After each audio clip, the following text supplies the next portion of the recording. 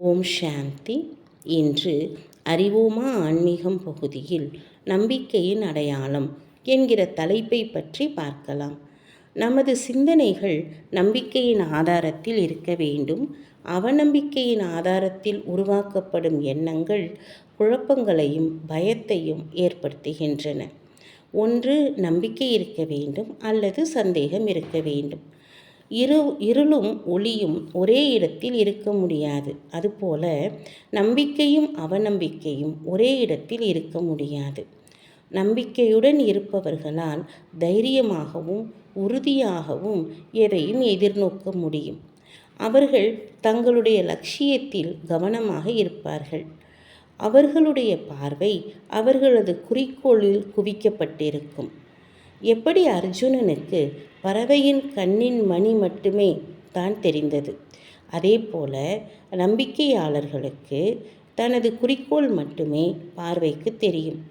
நம்பிக்கையுடன் இருப்பவர்கள் பிறரை பார்க்க மாட்டார்கள். பிறருடைய கருத்துகள், அவர்களது அங்கீகாரம், இகழ்ச்சி புகழ்ச்சி, மரியாதை அவமரியாதை முதலியவற்றுக்கு அவர்கள் முக்கியத்துவம் கொடுக்க மாட்டார்கள். அவர்களுடைய பார்வையில் மற்ற காட்சிகள் பட்டாலும் அது கருத்தில் பதியாது. அவர்களின் எண்ணத்திலோ வார்த்தையிலோ எதிர்மறை இருக்காது. அவர்களுடைய மனோநிலை ஆனந்தத்திலேயே திளைத்திருக்கும். அவர்கள் குறிக்கோளை நோக்கி சென்றாலும் சுமையில்லாதவர்களாக லேசாக இருப்பார்கள்.